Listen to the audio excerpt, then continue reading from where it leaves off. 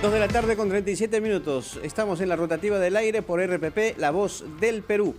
Vamos de inmediato con Senia Martínez, información judicial. Senia, buenas tardes. Muy buenas tardes, Carlos.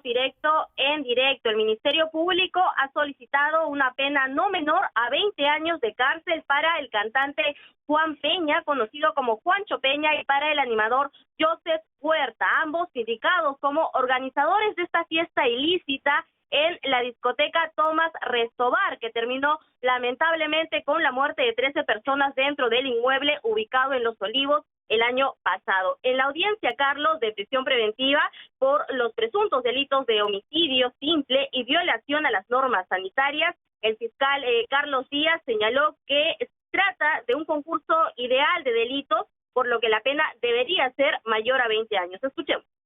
Numeral I, que dice la pluralidad de agentes que intervienen en la ejecución del delito. En ese sentido, señor juez, reitero, ¿no?, que al tratarse de un concurso ideal de delitos establecido en el artículo 48 del Código Penal, la pena podría incrementarse hasta en una cuarta parte del máximo de la pena más grave. Esto podría ser mayor de 20 años de pena privativa de la libertad. Es para ambos imputados. En estos momentos, Carlos, se ha suspendido esta audiencia de carácter público en donde el juez Luis Alberto Tejo Apestegui de la Corte Superior de Lima Norte deberá decidir si declara fundado el pedido de la Fiscalía para dar 18 meses de prisión preventiva para Juancho Peña y para Joseph Huerta. Han sido más de 4 horas de exposiciones, tanto de la Fiscalía como de la defensa técnica de los implicados, y esta sesión, tenemos entendido, se retomará a las 3 de la tarde. Hay que recordar que en septiembre del año pasado, el mismo juez determinó que el dueño del inmueble, John Luque Ayala, cumpla con prisión preventiva por este caso que, reiteramos, terminó con la vida de 13 personas. Directo en directo, RPP Noticias. Gracias, Senia, por la información desde el Poder Judicial. Bien, señores, vamos a analizar la situación en Afganistán, que es dramática. Los talibanes han retomado el poder, han tomado Kabul, la capital de Afganistán. Las fuerzas estadounidenses se han retirado. Y bueno, estamos en comunicación con el internacionalista Oban Lai para tener justamente una visión mucho más clara de lo que está pasando en ese país, Afganistán, a fin de que obviamente la gente también lo pueda entender y asimilar. ¿Cómo está, señor Lai? Tenga usted muy buenas tardes. Muy buenas tardes, ¿cómo está, señor Villarreal? Un placer estar con usted y con todas las personas que nos escuchan a través de RPP. Gracias por su gentileza. Bueno, ¿cómo ha sido todo este proceso, ¿no?, que se ha generado y que ha derivado justamente en la toma del poder por parte de las fuerzas talibanes? A ver, necesitamos entender que Afganistán está controlado por las fuerzas de la OTAN lideradas por los Estados Unidos desde el año 2001. Luego de los fatídicos sucesos del 11 de septiembre, la inteligencia norteamericana coloca a Afganistán como uno de los lugares en los cuales los terroristas de Al-Qaeda tienen sus bases, y a partir de ese momento los Estados Unidos inicia una guerra junto con tropas aliadas de la OTAN y ocupan el territorio de Afganistán, que en ese momento ya había tenido, estaba gobernado por los talibanes desde el año 1996, y previamente a eso ya había habido una ocupación rusa que terminó con 10 años de guerra, y luego, posteriormente, desde el 92 hasta el 96, 4 años de guerra civil hasta la toma de los talibanes. Este lugar es un lugar estratégico, Afganistán, porque se encuentra casi en el centro del Asia y comparte fronteras con países importantes como Pakistán, China, Kazajistán y otros, y se convierte, insisto, tiene un valor estratégico Afganistán para el comercio, pero también con los aliados que tiene alrededor. ¿Cuándo comienza a gestarse este retiro? Hay muchos que consideran que, bueno, esta situación podría significar una de las derrotas más grandes de los Estados Unidos. Luego de casi 20 años de guerra en Afganistán, ya el presidente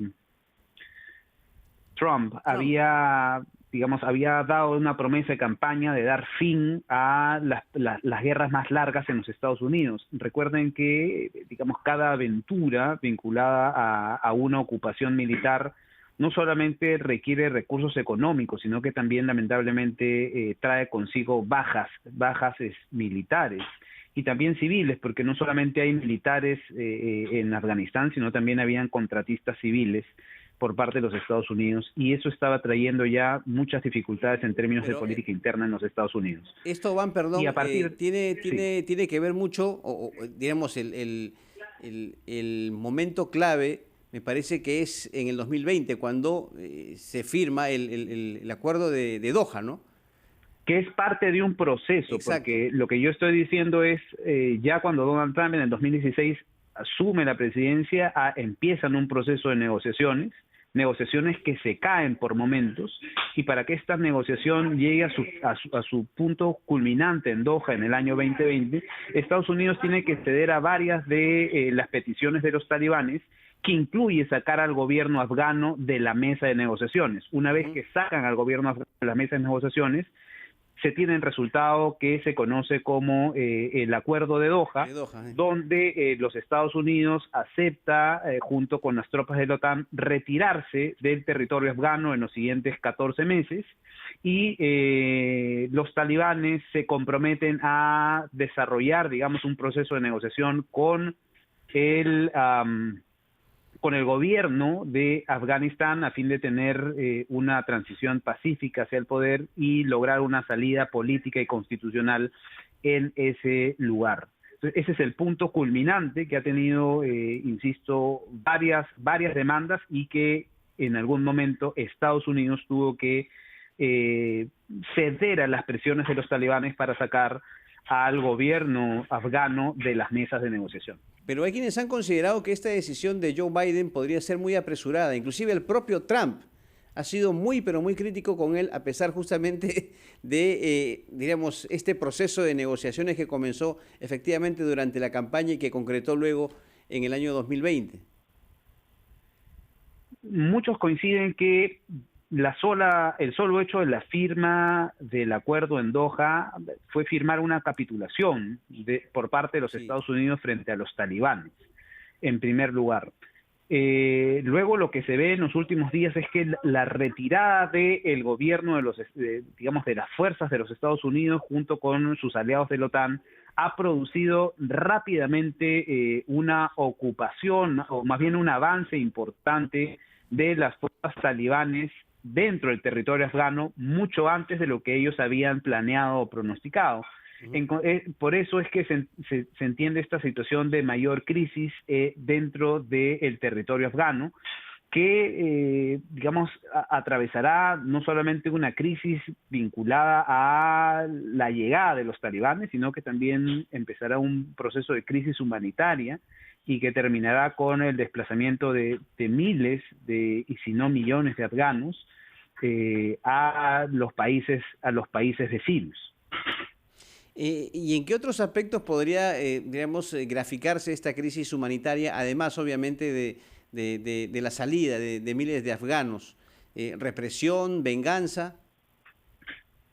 Si bien en los acuerdos de Doha lo que se presume es que la transición será una transición pacífica, y las nuevas autoridades afganas han hablado de la posibilidad de tener, insisto, una transición pacífica, está el riesgo siempre latente que se inicie un proceso de violaciones de los derechos humanos a través de represalias frente a las personas que hayan trabajado para el gobierno afgano, que ya se encuentra, por supuesto, de salida, pero también para aquellos que hayan trabajado para las fuerzas combinadas de los Estados Unidos y la OTAN, y, por supuesto, conociendo el nivel de fanatismo dogmático de los talibanes, se teme mucho desde Occidente, por supuesto, el que se inicie un conjunto de violaciones a los derechos humanos, esencialmente vinculado al derecho, por ejemplo, de las niñas y adolescentes, y en especial de las mujeres afganas, Mujeres, quienes ya habían logrado un avance significativo en el reconocimiento de sus derechos en los últimos 20 años. Muy bien. Señor Obanlay, ha sido usted muy amable de brindarnos esta explicación y este análisis tan claro respecto a lo que ocurre en estos momentos en Afganistán. Muchas gracias, como siempre. Muchísimas gracias. Muy buenas tardes. 2:48 de la tarde, vamos con nuestros anunciantes, amigos de RPP, y seguimos ya con la parte final de la rotativa del aire.